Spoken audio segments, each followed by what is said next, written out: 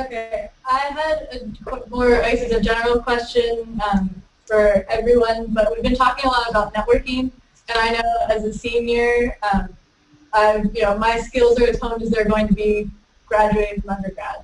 So I was interested in maybe like Noah or Maitri going back to your first year out of school when you're going to talk to these companies or getting a job. Like what is beyond networking is the number one skill that you would have being what you're doing what you're doing now would have wanted to show employers or were looking for, or maybe something that surprised you when you were going through this process in that first year without experience or a graduate degree or anything like that? Hmm.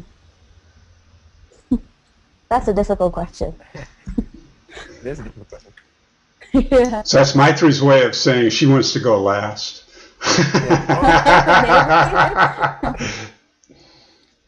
I mean, I can try and go first, but I think, I mean, a lot of employers know you guys are doing undergrad and you're seniors and you're not going to have as much experience, They don't expect that you're going to have, 4 or 5 internships under your belt when you're interviewing, I think they're more looking at what are you passionate about, and as long as you can make a best case of, I am passionate about solar energy, for example, and this is why, that's all they really care about. They know that, you are college, or you will be college graduates, you're all in, doing engineering or policy, so you have that solid background already, and all you'll need is on-the-job training, like Nick was talking about, and the companies themselves can mold you in that way. So they're really looking for, oh, are these guys even passionate about this job? Are they interested?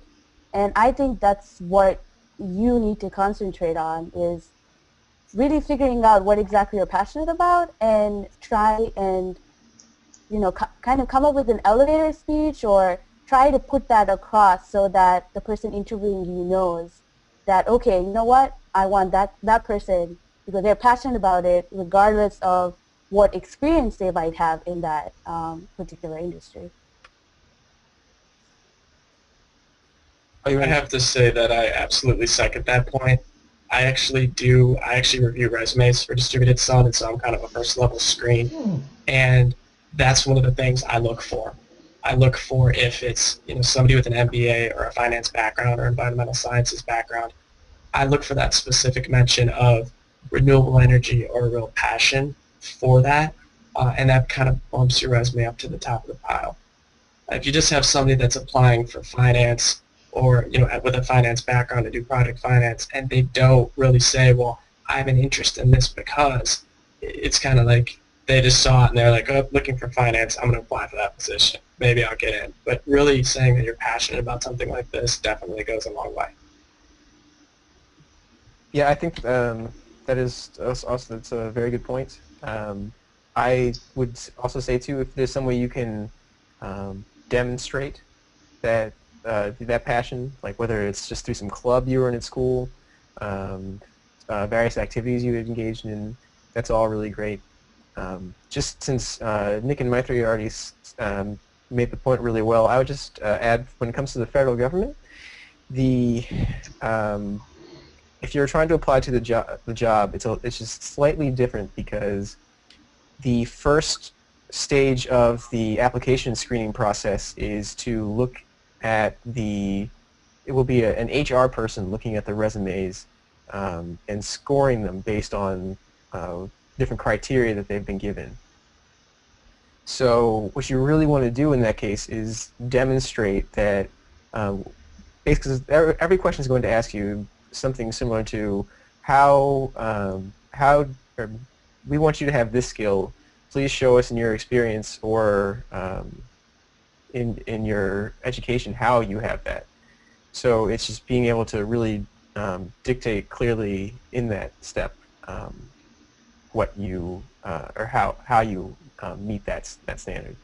And then once all the applications are in, they've all been scored, the top scores go on to the next round, and that's when the hiring manager who actually has expertise in that topic and who might actually be your boss will review the resume and hire you. So it's important to, in that first step, be very clear about it to someone who might not necessarily know the topic all that well. You know, one thing I want to emphasize too is that all three of the panelists used the word passion and interest, and you probably want to demonstrate that not only in the general area, whether that's solar or energy efficiency, or for those who aren't even sold on energy, you know, finance or whatever, but also if you can demonstrate when you're interviewing or writing your cover letter a true interest in that company, you know, even if it's bullshit, to be honest with you, because one of the things the employers want is they want somebody who really wants to work for them. And so I get turned off a little bit when I see cover letters a lot, and you know, students ask me to review them, and I look at them and they've got like 4 paragraphs about themselves, and it's awesome stuff. I mean, I look at it and I think, God, I didn't do all that when I was that age, and you know, I got 2 kids and they didn't do it either.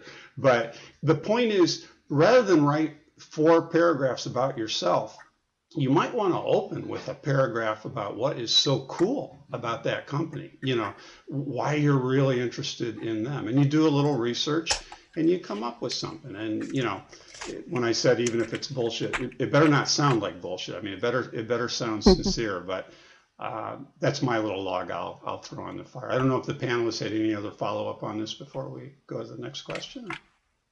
No, I mean, I'll just say I guarantee you that whatever web job you're applying to, that company's got some sort of about section on their website, and that'll also tell you what they're doing at the moment too, what sort of projects. So. Excellent.